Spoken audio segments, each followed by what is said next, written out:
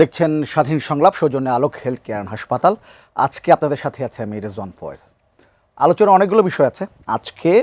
প্রাথমিক যাচাই বাছাই শেষে আগামী জাতীয় সংসদ নির্বাচনের প্রাথমিক প্রার্থী তালিকা প্রকাশ করেছে নির্বাচন কমিশন। সেখানে 1842 জন প্রার্থীর মনোনয়নপত্র বৈধ ঘোষণা করা হয়েছে, বাতিল করা হয়েছে 723 জন প্রার্থীর।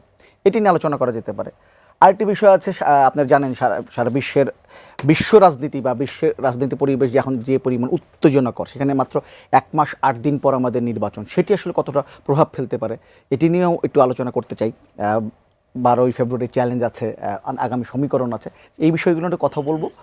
দুজন অতিথি আমাদের সঙ্গে আছেন, একটু পরিচিত হয়ে আসি। আমাদের সঙ্গে আছেন রুহিন হোসেন প্রিন্স, তিনি সাবেক সাধারণ সম্পাদক বাংলাদেশ কমিউনিস্ট পার্টি, এবং আছেন রেজাউল করিম রনি, তিনি সম্পাদক জবান। দুজনকে স্বাগত আমাদের অনুষ্ঠানে। আলোচনা শুরু করি।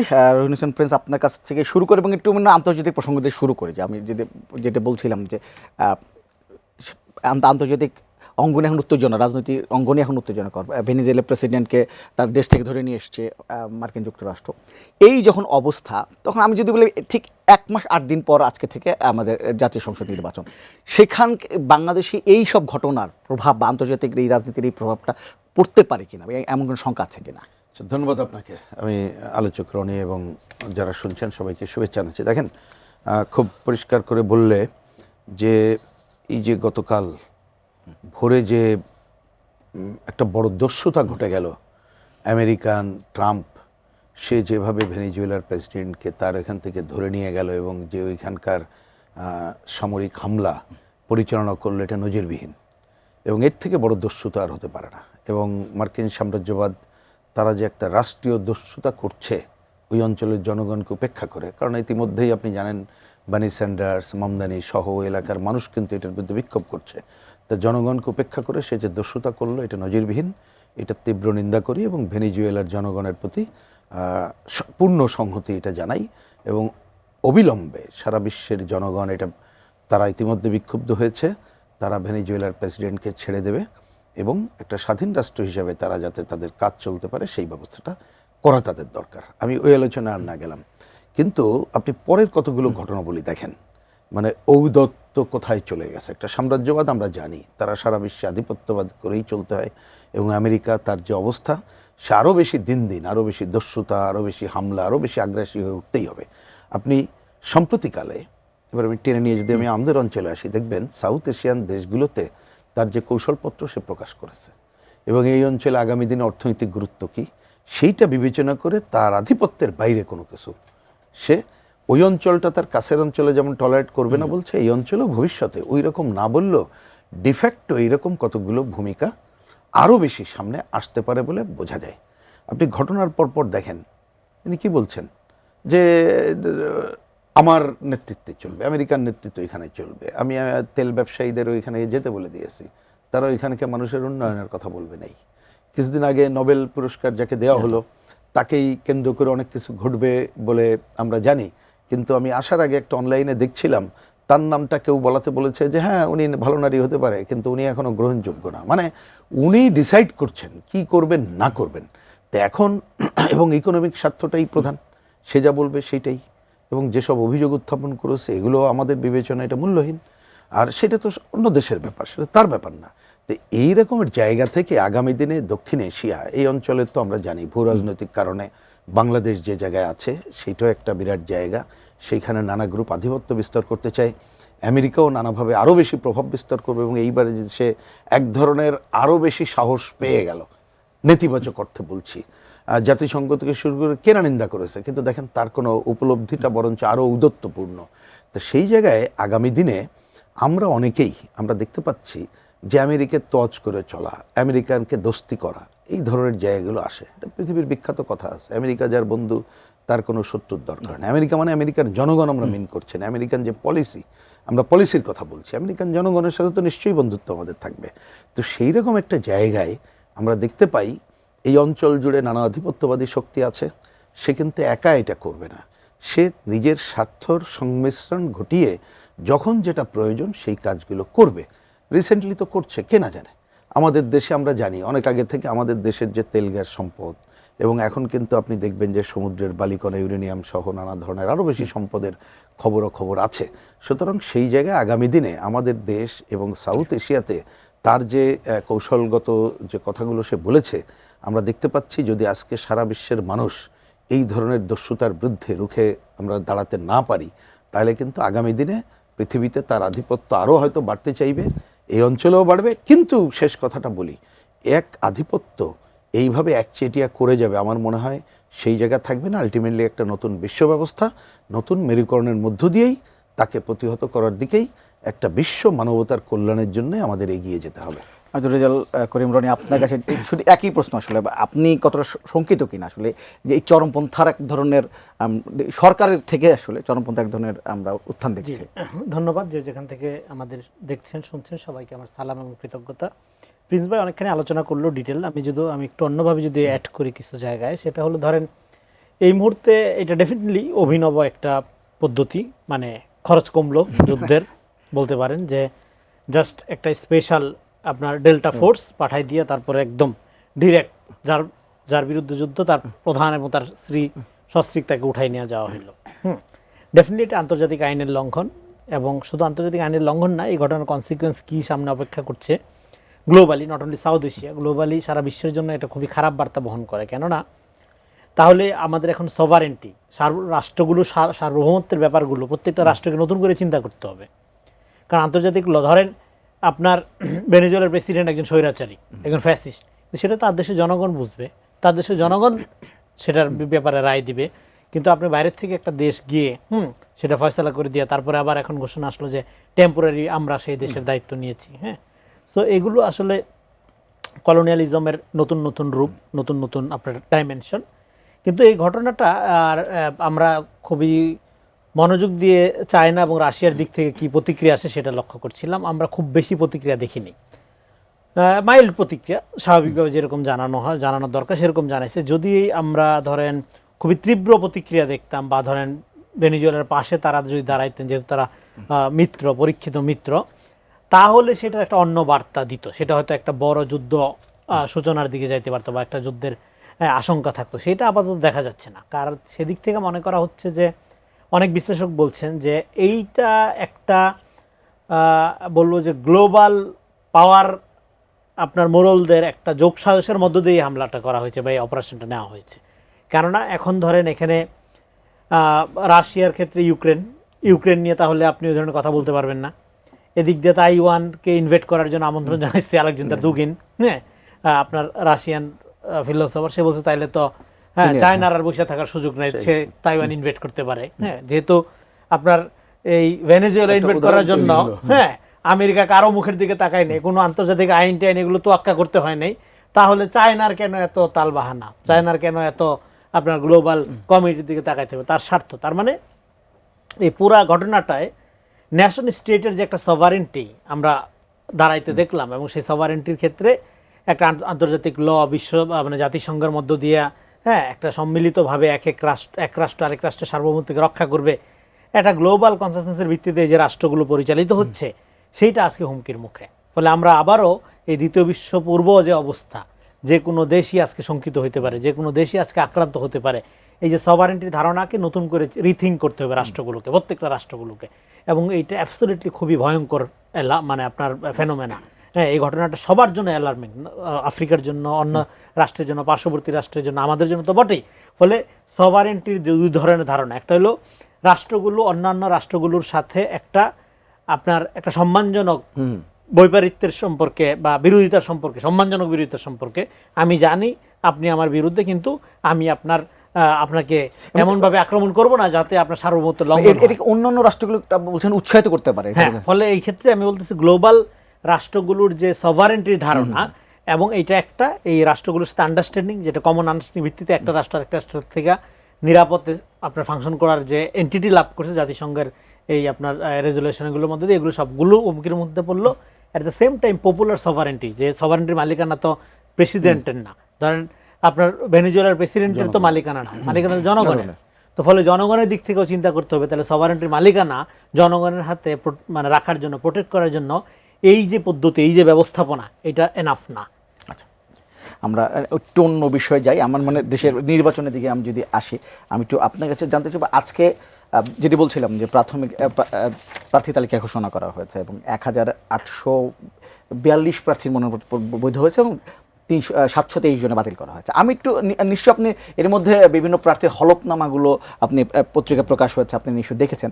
আমার একটা বিষয় জানার বিষয় যে আপনার মতামত, যে এই যে আমরা একটা যে মানে পরিবর্তনের প্রত্যাশা করছিলাম, সবাই বলছিল না যে 5 আগস্টের পর একটা নতুন বন্দোবস্ত আসবে, এই হলফনামাগুলোর দেখে কি আপনি সেই পরিবর্তনের ছাপটাকে আপনি দেখতে পেয়েছেন কিনা, বা রাজনীতিকদের মনে বা প্রার্থীদের মননে এটির পরিবর্তন এসছে কিনা, না আগের মতোই আছে? না, একটা বলি যে আসলে সমস্যাটা হয়ে গেছে কি জানেন, আমাদের বিবেচনায় আমরা অনেক দিন ধরে যে কথাটা বলছিলাম আবারও এখানে বলতে হয়, এখানেও আমরা অনেকবার বলেছি যে পুরো নির্বাচন ব্যবস্থার একটা আমূল সংস্কার দরকার ছিল, সেটা কিন্তু হয় নাই। সেই আলোচনাও অ্যাকচুয়ালি আমরা শুরু করতে পারি নাই। অন্তর্বর্তীকালীন সরকার অনেক ধরনের আলোচনা করলাম, এই আলোচনাই শুরু হয়নি। ওনারা যদি বলে থাকেন, ওই যে দেখবেন 166টা কোশ্চেন, তার মধ্যে 20টা প্রধান কোশ্চেন, তার মধ্যে আমূল সংস্কার আলোচনা ছিল না। এমনকি নির্বাচন কমিশনের একটা কতগুলো দায়িত্ব ছিল, এটা করতে পারতো, তারাও করেনি। যদি একটা সভায় একজন নির্বাচন কমিশন বললেন যে আমরা তো আশা করেছিলাম যে ওই যে সংস্কার আলোচনা হচ্ছে বলে এই দিকে যায়নি, তার মানে প্রথমে এইটাই আমাদের দিক থেকে পরিষ্কার বক্তব্য যে পুরো যে একটা আমূল সংস্কার করার কাজ সেটা তারা করতে পারে নাই, যার জন্য আচরণবিধি নামে অন্য যেটা হয়েছে এটা আমাদের মনোপুতও না। এবং হলফনামা একটা বলেন আগে ছিল, এখন বলছে ব্যক্তিও হলফনামা দিতে হবে এবং দল, এইখানে এমন কোনো নতুনত্ব আমি দেখি না, সুতরাং এইটা ঘটেনি। সুতরাং আমূল সংস্কারের অনেকগুলো ঘটেনি, অনেক আলোচনা করা যেত, সেটা দরকার হলে পরে করা যাবে। কিন্তু আমি এবার বাতিলের প্রশ্ন বলি, এটা আমি খুবই ঠিক এইবার বুঝতে পারলাম না, যদিও আগেরবারও আমরা জানি। একটু শুনে রাখেন আপনি, এই যে আপনি তথ্য দিলেন 723 জন, তো আলটিমেটলি এটা বলা উচিত ছিল যে আপিল বিভাগে যারা আপিল করবে, আপিল হওয়ার পরে চূড়ান্তভাবে বলা যাবে। আপাতত এটা স্থগিত করলাম। যেমন উদাহরণ দিই, আমাদের পার্টি কমিউনিস্ট পার্টির, আপনি হয়তো এই আপনাদের মিডিয়াতে অত আসে নাই, জানেন কতজন আমাদেরকে বাতিল করা হয়েছে? 16 জন।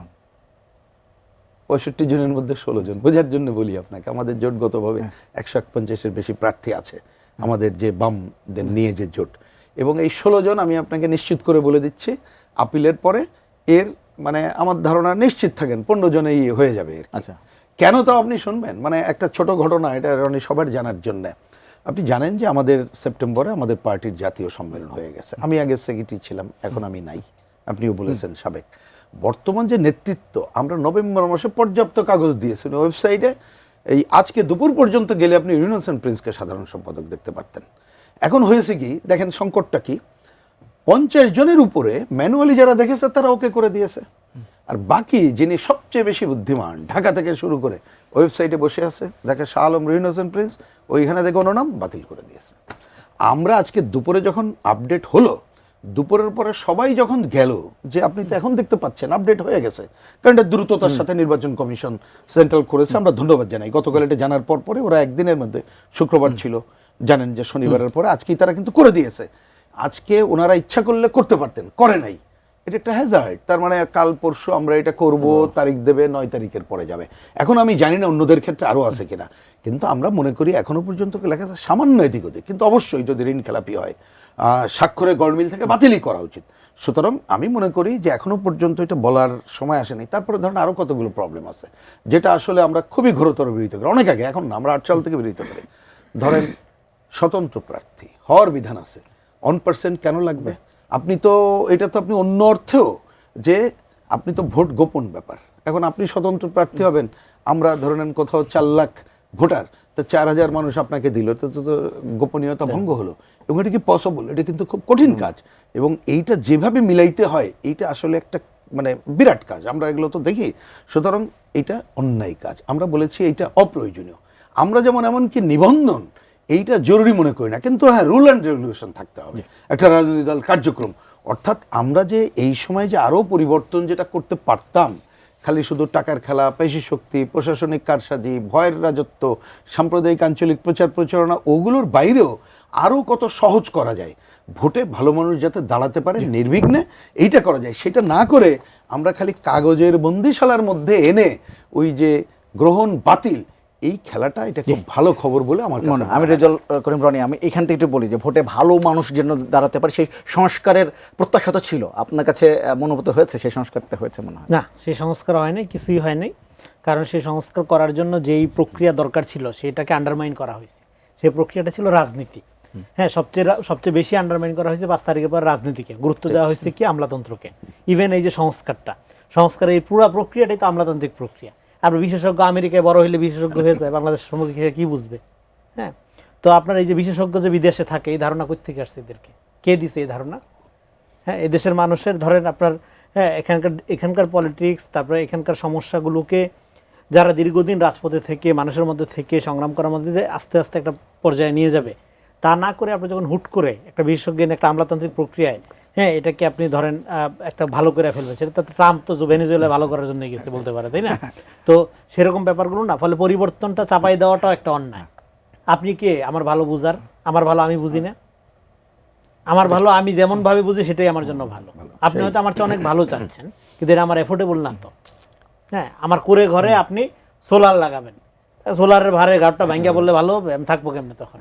হ্যাঁ, হয়তো আপনি আমার ভালো চান, কিন্তু এটা তো আমার এফোর্ড করার অ্যাবিলিটি থাকতে হবে। তো ফলে এখানে পুরো রাজনীতির প্রক্রিয়াটা আন্ডারমাইন করা হয়েছে। আন্ডারমাইন করে এখানে বিভিন্ন দলকে নানাভাবে ভিলেন বানানোর চেষ্টা করা হয়েছে, প্রত্যেকটা দলকে।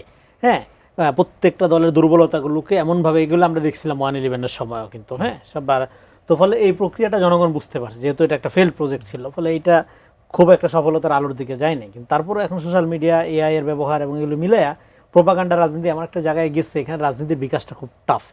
এই যে আপনি বলছেন ভালো মানুষ রাজনীতি আসবে, ভালো মানুষ ভাই কোনো খারাপ লোক বলবে যে আমি খারাপ লোক? হ্যাঁ, তো কে ডিফাইন করবে কে ভালো লোক? তো এটা ডিফাইন করার জন্য একটা সলিড প্রক্রিয়া হলো আপনার জনগণের সাথে ক্ষমতার সম্পর্ক স্থাপন করা। কিন্তু ক্ষমতাটা তো জনগণের সাথে কখনো, মানে জনগণের দ্বারের কাছে যায়নি। প্রত্যেকটা দল ক্ষমতাকে কুক্ষিগত করে রাখছে। ক্ষমতার সাথে জনগণের সম্পর্ক স্থাপনের জন্য আমরা একটা নাগরিক ভিত্তিক রাষ্ট্র দেখতে চেয়েছিলাম, যে রাষ্ট্রে নাগরিকের সার্বভৌম ক্ষমতাই চূড়ান্ত কথা হবে। কিন্তু সেটা প্রত্যেকটা জায়গায় দল বার্গেনিং করতেছে, দল জোট করতেছে, দল, হ্যাঁ, ভোটের হিসাব করতেছে দল।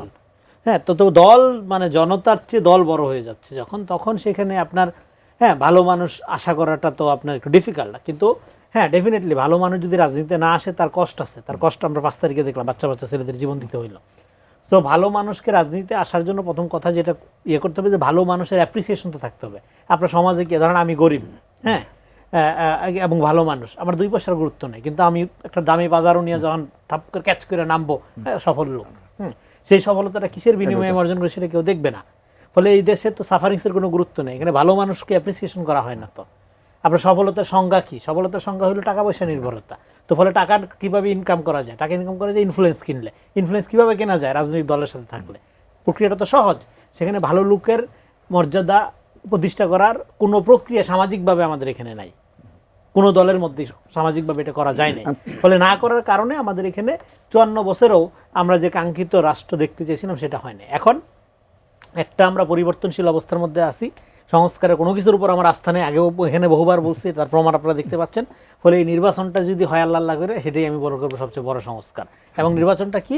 ভোটাধিকার নিশ্চিত করা। এবং এখানেও যদি এই নির্বাচনের মধ্যে আমি আপনাকে বলি, এখানে নির্বাচন রিগিং করার একটা আশঙ্কা আছে। কারণ হলো প্রশাসনের যে সেট আপ শেখ হাসিনা রেখে গেছে, তাতে করে একটা ভোটাধিকার নিশ্চিত করার মতো নির্বাচন করা ডিফিকাল্ট। কিন্তু ইলেকশন ইঞ্জিনিয়ারিং করা খুব সহজ, কারণ এটা প্র্যাকটিস, 18 বছরের একটা প্র্যাকটিসের মধ্যে আছে ইলেকশন ইঞ্জিনিয়ারিং। ফলে এইটা যদি আবার একটা কোনো দলকে কোনো গুপ্তভাবে কোনো সহযোগিতার মধ্যে দিয়ে একটা শক হয়, সেক্ষেত্রে বাংলাদেশ চিরতরে অস্থিরতার মধ্যে প্রবেশ করবে। রহিন হোসেন প্রিন্স, আপনার কাছে একটু জানতে চাইবো, বিরতির আগে রেজাউল করিম রনি বলছিলেন যে প্রশাসনের কারসাজি, নির্বাচনে প্রশাসনের কারসাজির ভয় এখনও আছে।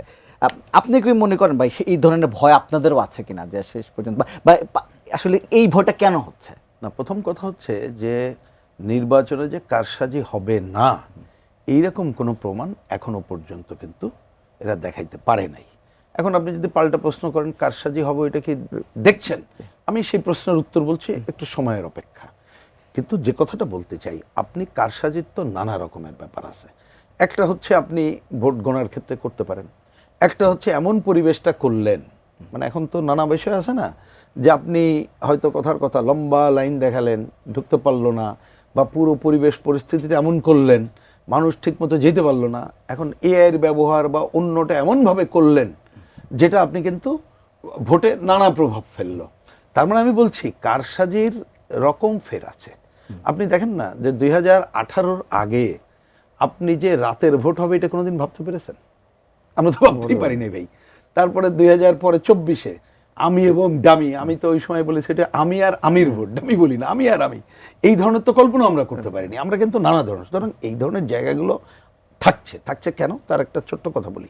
যেমন ধরুন প্রথমে তো অ্যাকচুয়ালি এখনো পর্যন্ত, যদিও এটা আমি কোশ্চেন করে নির্বাচন 12 তারিখ নিয়ে কোনো কোশ্চেন করছি না, যে কোনোভাবে হোক 12ই ফেব্রুয়ারিতে গ্রহণযোগ্য একটা নির্বাচন করতে হবে, ন্যূনতম গ্রহণযোগ্য, এ কথা আগেই বলে রাখলাম। কিন্তু এখন এই যে সময়টা আছে সেটা কাজ করা দরকার। ধরেন একটা ভয়ের পরিবেশ, আপনি বলেন এখনো সেই ভয়ের পরিবেশ কি উন্নত এই সরকার কি করতে পেরেছে? পারে নাই। আমি দেখলাম একজন নির্বাচন কমিশন বললেন যে যৌথ বাহিনী নাকি এখন থেকে অভিযান করবে, আমরা জানি না কি করবে। তা আমরা প্র্যাকটিক্যাল দেখতে চাই। এখন অস্ত্র উদ্ধার থেকে শুরু করে সন্ত্রাসীদের গ্রেপ্তার যে জায়গাগুলো আছে সেটা কিন্তু বন্ধ হয় নাই। মব সন্ত্রাস, ভয়ের রাজত্ব বন্ধ কিন্তু হয় নাই। নির্বাচনের টাকার খেলা, এটা কি বন্ধ হয়েছে? আপনি দেখেন, আমরা বলেছি নির্বাচন কমিশন তার আচারবিধির লঙ্ঘন হচ্ছে কিনা এটা 365 দিন দেখার ব্যাপার। তো কোটি টাকার উৎসব তো হয়ে গেছে, তাহলে এখনো পর্যন্ত এটা হয়নি। আপনি দেখেন ভয়ের পরিবেশ, পেশি শক্তির ব্যবহার কিন্তু নানাভাবে এখনো বন্ধ হয়নি। আপনি দেখছেন না, পেশি শক্তি আগে ছিল আপনাকে হয়তো মাইকটা দিত, এখন কিন্তু আপনাকে বক্তৃতা এমনভাবে করছে আপনি এমনি ভয় পেয়ে যাচ্ছেন। সুতরাং পেশি শক্তি আগের মতো লাঠি দিয়ে না হলে আপনি কিন্তু নানাভাবেই এই জায়গাগুলো হচ্ছে। আপনি দেখেন নির্বাচনের সাম্প্রদায়িকতার ব্যবহার কিন্তু একটা বড় ব্যাপার। অতীতের যে কোনো সময়ের তুলনায় এখন এটা ছাড়িয়ে গেছে, নির্বাচন কমিশনের কোনো ভূমিকা নেই। তাহলে এই ঘটনাগুলো যদি থাকে এবং যারা নির্বাচন পরিচালনা করবে সেই জায়গাটাকে যদি আপনি তাদেরকে একটা গার্ডসালা মানুষ না করতে পারেন, আমি অনেক কথা এখনো বলতে চাই না, কারণ এই যে নির্বাচনকে ঘিরে সারা দেশের খবর তো পাচ্ছি। এই যে নির্বাচন কমিশন নানা জায়গায় যারা দায়িত্ব পালন করতেছে সেটা তো আমরা দেখছি। ডিসি সাহেবরা যারা অধিকাংশ জায়গায় এখনো রিটার্নিং অফিসার দায়িত্ব পালন করছেন, একজন উপদেষ্টা তো আগেই বলে গেছে, তিনি বলছেন না যে আমাদের কাছে আসছে যে ভাগাভাগি করে দেওয়ার জন্য। তা এরা কিন্তু আমলা মানে শুধু ভাগাভাগি না, তারা চিন্তা করে আগে কি ছিল তার থেকে ব্যাপার হচ্ছে আগামীতে কি হবে, কিভাবে যাবে। তা তার কিন্তু ভুল পাল্টাইতে কোনো সময় লাগে না, কোনটা হলে কাজে লাগবে সেটাই ব্যাপার। আপনি এখন পর্যন্ত দেখেন বিভিন্ন জায়গায় স্কুল কলেজ যারা একটা ভোটে ভূমিকা রাখে, তার যে প্রধান সারির, তার যে সভাপতি চেয়ারম্যান যাই বলেন না কেন, এইখানে প্রভাবটা কাদের? তাহলে আমি বলছি যে এই সামগ্রিক ঘটনা, সময় কিন্তু কম, এইখানে যদি একটা দ্রুত ক্ষিপ্রতার সাথে এই প্রশাসন যেমন ভূমিকা, সরকার যেমন ভূমিকা পালন করবে, নির্বাচন কমিশন, রাজনৈতিক দল এবং আমি তরুণ বলতে আন্দোলনকারী বলছি এই কয়জন না, লক্ষ লক্ষ যারা আছে তাদেরকে একটু নজরদারি, কোনো আনঅফিসিয়াল বলছি, এইরকম জায়গায় মানুষের ওই স্থানীয় সোসাইটিকে মোবিলাইজ করার জায়গাটা কিন্তু এখন আমরা যেতে পারিনি। এই জায়গাগুলো যদি না করি তাহলে ম্যানিপুলেশনের নানা ধরনের পদক্ষেপ নেওয়ার যে কোনো সুযোগ থেকে যাবে, সেই সুযোগটা বন্ধ করাই এখনকার প্রধান কাজ। তাহলে যে আমরা বলছি যে মানে প্রত্যাশা যে আগামী নির্বাচন ঐতিহাসিক হবে, সবচেয়ে সুন্দর হবে, এগুলো মোটিভেশনাল কথাবার্তা। কিসের ঐতিহাসিক নির্বাচন হবে? ফাইজলামি নাকি? এনে কিসের ঐতিহাসিক নির্বাচন হবে? আপনার মানুষের জীবনের নিরাপত্তা নাই, আইন শৃঙ্খলার অবস্থার উন্নতি নাই, পুলিশ সংস্কার এতদিনও আপনার একটা মানে দৃশ্যমান অগ্রগতির জায়গায় যায় নাই, মানুষের আপনার এখানে গণঅভ্যুত্থানের চেতনা হাবিজাবি এগুলোর মধ্যে দিয়ে সাধারণ মানুষের কি হয়েছে? সাধারণ মানুষের কোন উপকারটা হয়েছে? এখানে যা করার রাজনীতিবিদদের করতে হবে আমি মনে করি। এই সরকার, এই প্রশাসন একা পারবে না। হ্যাঁ, এই প্রশাসনটা যা করলো এটা তো আমরা দেখলামই। এখন একটা নির্বাচন যদি করে দেয় তাহলে আমরা বলবো হ্যাঁ আপনারা সফল। সেই নির্বাচনের ক্ষেত্রে রাজনৈতিক দলগুলোকে যেটা করতে হবে, এবার নির্বাচনে কে জিতবে, আপনাদেরকে উদ্যোগ নিতে হবে বাংলাদেশকে জেতানোর। হ্যাঁ, আপনারা যদি হাসিনা স্টাইলে আমি না জিতলে নির্বাচন সহি হবে না এই মনোভাবে থাকেন, তাহলে কপালে খারাপই আছে দেশের। হ্যাঁ, জনগণের ভোটাধিকার নিশ্চিত করেন, কিন্তু জনগণের ভোটাধিকার নিশ্চিত করার জন্য আপনি যদি এখানে অসততার অনেকগুলো লেভেল আছে, শুধু কেন্দ্র দখলই আপনার নির্বাচনের আইনবিধি লঙ্ঘন না, শুধু ভোট চুরি বা ম্যাথমেটিক্যাল মানে গাণিতিক চুরি একমাত্র চুরি না, এক ধরনের আপনার ম্যানিপুলেশন তো শুরু হয়ে গেছে অনেক আগের থেকে। সেটা কি আপনারা দেখতে পাচ্ছেন কিনা আমি জানি না। সেটা হলো কনসেন্ট ম্যানুফ্যাকচারিং, মানে আপনারা বলো যেটা ম্যানুফ্যাকচারিং বলে। মানে আমি ভালো আর সব খারাপ, আমি জুলাই একমাত্র জুলাই ধারণ করে আর কেউ, আর সবাই জুলাইয়ের গাদ্দার সমাজ। একটা আমি এখানে বহুবার এই আলোচনা করি, হ্যাঁ, পর্তুগিজ লেখক রুইজিং ভালো ফ্যাসিস্ট হওয়ার সহজ উপায় বইটার মধ্যে ভূমিকাতে লিখতেছে, একটা সমাজে ফ্যাসিবাদ শুরু হয় এটা বুঝবেন কখন, কিভাবে বুঝবেন যখন একটা সমাজে একটা দল আমি ভালো আর সবাই খারাপ এইভাবে সমাজকে ভাগ করে। আপনার মনে থাকার কথা, হাসিনার আমলে কি হয়েছে? আমি মুক্তিযুদ্ধের চেতনা, আমি কওমি জননী, আমি প্রগতি, আমি উন্নতি, আমি রবীন্দ্রনাথ, সব সে, আর সব খারাপ। ফ্যাসিবাদের দিকে গেছে রেজাল্ট। একইভাবে এখন আমি শরিয়া, আমি গণতন্ত্র, আমি রবীন্দ্রনাথ, আমি ডাকসু, আমি জাকসু, আমি সব, আর সব খারাপ। আমি রাজাকার, আমি মুক্তিযুদ্ধ, সব আমি, আর সব খারাপ। এই এই এই প্রক্রিয়াটা ফ্যাসিস্টিক প্রক্রিয়া। ফলে আপনাদের মনে রাখতে হবে, এখানে বাংলাদেশের যে রাজনৈতিক দলগুলো জনগণের আস্থা অর্জন করার উপযোগী দল আমরা এখনো পাইনি। 5 তারিখ একটা সুযোগ, আপনারা জনগণের আস্থা অর্জনের রাজনীতি শুরু করেন, ক্ষমতার সাথে জনগণের সম্পর্ক স্থাপনের প্রক্রিয়া শুরু করেন। এটা মধ্যপন্থা ডেমোক্রেটিক, যেখানে জনগণ নির্ভয়ে সরকারের সমালোচনা করে, সরকারের বিরুদ্ধে প্রবল আন্দোলন করে নির্ভয়ে বাড়িতে যেয়ে ঘুমাবে, এবং তার নাগরিক মর্যাদা সবার আগে। হ্যাঁ, তার রাস্তার মধ্যে ঘন্টার পর ঘন্টা জ্যামে বৈশা থেকে মিছিল উপভোগ করতে হবে না। হ্যাঁ, মিছিলের কারণে বা অমুক রাজনৈতিক নেতা যাচ্ছে বা তমুক রাজনৈতিক নেতার বক্তৃতার কারণে তার দৈনন্দিন জীবন ক্ষতিগ্রস্ত হবে না। দেখেন, বাংলাদেশের মানুষ রাজনীতিবিদদের কাছে তেমন আহামরি কিছু চাই বলে আমার মনে হয় না। তারা চায় তার ডেভেলপমেন্টে, তার অগ্রগতিতে খালি বাধা দিবে না। ঘুষ ছাড়া তার ছেলের মেয়ের চাকরিটা হবে, স্কুলে তার ছেলে যোগ্যতা অনুযায়ী চান্স পাবে, সে স্বাভাবিক জীবন নিয়ে বাঁচবে, নিরাপত্তা চাবে, এইগুলো চায়। চায় না যে কারেরা এক বইরে টাকা বাসায় দিয়ে আসবে। হ্যাঁ, এবং দুর্নীতি, লুটপাট, এগুলো একটা সিস্টেমের অংশ, এগুলো আমাদের কালচারের অংশ হয়ে গেছে। আওয়ামী লীগ দেখেন অনেক ক্ষতি করছে, এগুলো আমরা অনেক সমালোচনা করি, কিন্তু সবচেয়ে বড় যে ক্ষতিটা সেটা হলো আমাদের মোরাল ফ্যাব্রিক, যেটা সমাজের, এটা ভেঙে দিয়ে গেছে। ফলে এইটা রিস্টোর করা হলো আমাদের প্রধান চ্যালেঞ্জ। আপনার একটা দলের ক্ষমতা দেওয়া প্রধান চ্যালেঞ্জ না। একটা দল ক্ষমতায় গিয়ে এখনো আমাদের বাংলাদেশ পুনর্গঠনের এই যে কত 15 মাসের বেশি সময় এই সরকার এই দেশ পুনর্গঠনের কিছু করে নাই। এই দেশ পুনর্গঠনের নামে কমিশন কইরা, হ্যাঁ, সরকারি টাকা পয়সা অপচয় করছে, কিছু লোকজনের বেতন ভাগাভাগি করে দিচ্ছে, এবং একটা বিশেষ দলের লোকজনকে পদায়ন করছে প্রশাসনে একচেটিয়া ভাবে।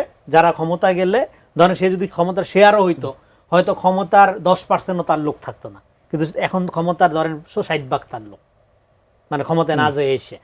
সো এই জিনিসগুলো হয়েছে, এর বাইরে জনগণের তো কিছু হয় নাই। তো গণ অভ্যুত্থানের কোনো রেজাল্ট জনগণ পায় নাই।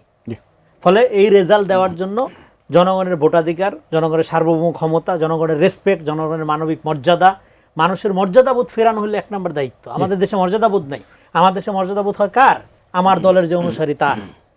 আমি আপনার দলের কোনো অনুসারী হব না, কিন্তু আমার মর্যাদাবোধ অক্ষুণ্ণ রাখা হবে। এরকম একটা রাজনৈতিক সেটেলমেন্ট আমাদের যাইতে হবে। রহিন হোসেন প্রিন্স, একটু একদম সাম্প্রতিক ঘটনা যদি জানতে চাই, আপনি জানেন যে বাংলাদেশের ক্রিকেটার মুস্তাফিজুর রহমানের ভারতে IPL খেলা নিয়ে এক ধরনের সমস্যা তৈরি হয়েছে, এবং সেটি নিয়ে আমি যদি বিস্তারিত না গিয়ে আপনার কাছে জানতে পারি যে ভারতের সঙ্গে নির্বাচনের আগে ভারতের সঙ্গে বাংলাদেশের যে সম্পর্ক, সেটা একদম উদ্বেগজনক পরিস্থিতিতে চলে যাচ্ছে কিনা। আচ্ছা, আমি ওই জায়গায় আসছি, তার আগে একটু ছোট্ট করে বলি, কারণ একটু আগে রনি কতগুলো কথা বলেছেন, আমি বলি মনে করি যে প্র্যাকটিক্যাল, বিশেষ করে জনস্বার্থের কথাটা। দেখেন, আজকেও আমরা যে এই আলোচনাটাকে যদি আপনি নির্বাচন অভিমুখীন করেন, তার জনজীবনে তো একটা স্বস্তির পরিবেশ থাকতে হবে। কিন্তু আপনি দেখেন এই যে গ্যাসের দাম নিয়ে কি হজবলা চলছে, মার্কেটে পাওয়া যাচ্ছে না, মানে কি দাম বাড়ানোর জায়গা। আপনি মিনিমাম সিন্ডিকেট ভাঙা তো দূরের কথা, আমি গ্যাস না থেকে আপনি শুরু করে বাজার, কোনোটাই কিন্তু ভূমিকা রাখে নাই। কর্মহানি কি পরিমাণ ঘটছে এটা দেখেন। ঢাকার শহরের মতো জায়গায় নারীর উপরের যে নির্যাতন, সমাজের চেয়ে চেয়ে দেখছে কোনো কিছু নাই, পুড়িয়ে মারার ঘটনা একাধিক একের পরে এক ঘটছে। আমি বলছি যে এইটা যেমন প্রশাসন ভূমিকা নিচ্ছে না, সমাজও যেন একটা নির্বিকার হয়ে গেছে। তাহলে আমরা এইরকম একটা জায়গায় যদি পরিবর্তনের জায়গায় এখন না যেতে পারি, আমি বলছি প্রশাসন যেমন ভূমিকা পালন করবে, সমাজকেও কিন্তু এগিয়ে আসতে হবে। তাই নাহলে কিন্তু আমরা অন্ততপক্ষে এই নির্বাচন মানে গণতন্ত্রের পথযাত্রা, একটা নির্বাচন হয়ে গেলে সব হয়ে যাবে, সেটা আমরা মনে করি না। সেই যাত্রা কিন্তু ব্যাহত হবে, মনে রাখতে হবে। দেখুন, আমরা তো জানি যে বিশেষ করে যে দেশটির নাম বললেন বা অন্যরা, তারা অতীত দিনে কি করেছে, কিন্তু এখন আমরা একটা নির্বাচনী পরিবেশ, সেইখানে একটা আমরা ভালো নির্বাচন করি, এবং নিশ্চয়ই আমরা কোনো দেশের আধিপত্য সেটা আমরা কখনোই মানার প্রশ্ন তো অবান্তর। কিন্তু আপনি দেখবেন এই সরকারের সামনে যে সুযোগ ছিল, অতীত দিনে যে চুক্তি, সেটা নিয়ে তো কোনো আলোচনাও হলো না। আমরা উন্মুক্ত করতে বলছি, সেটাও করলো না, আমি সে আলোচনা বাদ দিলাম। সম্প্রতিকালে বেগম খালেদা জিয়া তিনি প্রয়াত হওয়ার পরে, এইখানে আসার পরে মনে হলো যেন একটা নর্মাল পরিবেশ পরিস্থিতি। আমি নর্মাল পরিবেশ অন্য কারণে বলছি না, আমি বলছি ফর ইলেকশন, ভালো ইলেকশনের জন্য, যে ইলেকশনের ব্যাপারে কেউ যাতে কোনো ধরনের দ্বিমত না করতে পারে। জনগণের প্রত্যক্ষ ভোটে যারা নির্বাচিত হয়, পরে আমরা তারা সেই জায়গায় দেখব। তো পরে খেলা নিয়ে আমি যতটুকু দেখলাম, তারা যেটা করেছে এটাকে গ্রহণযোগ্য অন্তত পক্ষে মনে করার কোনো কারণ নেই। কারণ আমার দেশের কাকে আমরা করব না করব সে তো আমাদের বিষয়। কারোর ব্যাপারে যদি তাদের কোনো আপত্তি থাকে, সিকিউরিটি নিয়ে কোশ্চেন করে, তাহলে আমাদের দেখলাম যে এই যে ক্রীড়া সংস্থা যেটা বলেছে তারা তো যথার্থই বলেছে যে আমাদের সবার জন্যই তো বিষয়। কিন্তু এই উত্তেজনাটা এই সময় না হলে ভালো হতো আমার বিবেচনায়। কারণ মনে রাখতে হবে আমরা যে চলছি কিন্তু অনেক ক্ষেত্রে সুতোর উপর দিয়ে। 12ই ফেব্রুয়ারি নির্বাচন, এইটা এত সহজ ভাবার কোনো কারণ নেই। দেখেন এইখানে কিন্তু আমরা ম্যানিপুলেশন আলোচনা করছি, কিন্তু আমরা এখনো ধরে নিচ্ছি যে ঠিক মতোই নির্বাচন হবে, কিন্তু নানা অপশক্তি আছে তারা কিন্তু একটা অনির্বাচিত সরকারই দীর্ঘদিন রাখতে চায়, কোনোভাবে নির্বাচিত সরকার কিন্তু চায় না। তো এই জন্য সুতোর পর দিয়ে হাঁটার ক্ষেত্রে আমাদের দেশ জনগণ যেমন আছে, আমাদের পাশের রাষ্ট্র পাশের শক্তি সেগুলো আছে। আমি আশা করব যে এই ব্যাপারে আমাদের সরকার যারা ক্ষমতায় আছে তারাও খুব সহনশীল আচরণ করবে এবং অন্যদের দিকে নিশ্চয়ই আমরা কোনো কারোর বেআইনি কোনো কিছু মেনে নেব না। কিন্তু এটাকে একটা ঘটনা হিসাবে দেখেই আমাদের কোনো গণতন্ত্রের যাত্রা যেন ব্যাহত না হয়, ঠিক এই মুহূর্তে সেইটাকেই প্রধান হিসাবেই বিবেচনা করে আগাতে হবে। রেজাউল করিম রনি, এই বিষয়ে আপনার কোনো মন্তব্য? হ্যাঁ, স্পোর্টস আলটিমেটলি একটা পলিটিক্যাল ক্ষেত্র। হ্যাঁ, তাও ক্রিকেট নামে নন্দীর একটা মজার লেখা আছে, আগ্রহীরা পড়তে দেখতে পারেন। তো আপনার এখানে ভারত যে বাংলাদেশের ক্রিকেটের ব্যাপারে এই প্রথম এরকম আচরণ করলো তা না। আমি অনেক আগে এই টেলিভিশনেই একটা শোতে বলছিলাম যে আপনার ধরেন যে ক্রিকেটের মধ্য দিয়ে বাংলাদেশে এই ক্রিকেট খেলাটা তো খুবই অনেকের জন্য, অনেকে মানে কামকাজ ফেলা ক্রিকেটই দেখে, খুবই জনপ্রিয় একটা খেলা। আমিও ক্রিকেটের খুব ভক্ত। তো কিন্তু এটাকে একটা ধরেন বাণিজ্য, জুয়া এগুলোতে নিয়ে যাওয়ার ক্ষেত্রে ইন্ডিয়া একটা পায়োনিয়ার দেশ, এবং ইন্ডিয়া এই পপুলিজমটাকে ব্যবহার করে তার ন্যাশনালিজম, তার আপনার একটা আপনার কি বলবো যে একটা পপুলার পলিটিক্যাল কনসেন্ট তৈরি করার ক্ষেত্রে এটা ব্যবহার করে। সেক্ষেত্রে যেহেতু ভারতের সাথে বাংলাদেশের এখন একটা টেনশন চলতেছে 5 তারিখের পরের থেকে, সেই টেনশনের মধ্যে তারা মুস্তাফিজকে ধরেন এখানে নিলামে ডাকা হয়েছে, এবং এর আগেও সে খেলছে, এমন না যে এইবারই প্রথম যাচ্ছে, রেগুলার সে খেলে আইপিএল। এবং এক মুস্তাফিজের খেলার কারণে আইপিএল এর এখানে দর্শক কিন্তু বাংলাদেশে সবাই মোটামুটি দেখে। এখন মুস্তাফিজকে যদি তারা ফেরত দেয়, হয়তো ব্যক্তিগতভাবে মুস্তাফিজ 9 কোটি রুপির ডিল থেকে বঞ্চিত হইল, কিন্তু পুরো আইপিএল এর একটা বিশাল কমিউনিটি দর্শক কিন্তু এমনি তো আইপিএল থেকে মন উঠাই নেবে। খেলাটাকে যদি পলিটিক্সের ঊর্ধ্বে রাখা যায় তাহলে সবচেয়ে ভালো, কিন্তু এটা তো আমরা চাইলেও সবকিছু হয় না। এই খেলাটাকে ভারত পুরাটাই রাজনীতিকরণ করছে। বাংলাদেশেও এর আগে রাজনীতিকরণ ছিল, রাজনীতিকরণের ফলে এইটার কোয়ালিটি নামে খেলাটার বিউটি কি? খেলাটার বিউটি হলো যে আপনি যে রাজনৈতিক দলেরই সদস্য হন না কেন, আপনি খেলাটা এনজয় করতে পারেন। আপনি যেই দলই সমর্থন করেন কেন, ধরেন আপনার কট্টর ভারতপন্থী লোক, পাকিস্তানের ইমরান খানের ভক্ত আমি দেখছি, হ্যাঁ, বা আপনার ধরেন যে কট্টর পাকিস্তানপন্থী লোক, হ্যাঁ, ভারতের আপনার টেন্ডুলকারের ভক্ত এরকম পাবেন কিন্তু আপনি। কারণ হলো খেলার মধ্যে সেলফ একটা আর্ট আছে, একটা প্লেফুলনেস আছে, একটা স্বচ্ছতা আছে, হ্যাঁ। কিন্তু সেটাকে আপনি যখন একটা রাজনৈতিক স্বার্থ হাসিলের হাতিয়ার বানাবেন, তখন কিন্তু খেলার স্পোর্টসে যে প্লেফুলনেস, যেটা খেলার যে খেলাত্ম প্লেফুলনেসটা খর্ব হয়, তখন এটার বিউটিটা কলাপস করে। ফলে ক্রিকেটের, এটা শুধু আমি বলতেছি বাংলাদেশ ভারত ইস্যুকে কেন্দ্র করে ক্রিকেটারের ক্ষেত্রে বা ক্রিকেটের প্রতি যে আচরণ, তার কাউন্টার মেজার হিসেবে বাংলাদেশকেও একটা কিছু নিতে হইলো।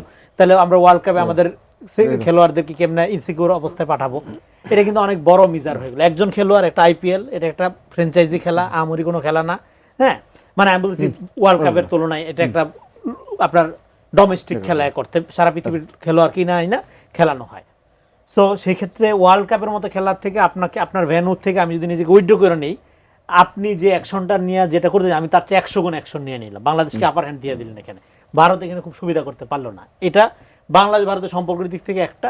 আর অন্য দিক থেকে যদি আলোচনা করি, গোটা ক্রিকেটের আপনি ক্ষতি করলেন এই কাজটা করে। মানে ক্রিকেট খেলার প্রতি আমাদের যে আগ্রহ, সাধারণ মানুষের যে আগ্রহ, হ্যাঁ, আপনার আইপিএলে কেন আপনি পাকিস্তানের খেলোয়াড় নেবেন না, কেন বাংলাদেশের খেলোয়াড় নেবেন না, কেন আপনি অন্য দেশের খেলোয়াড় নেবেন না?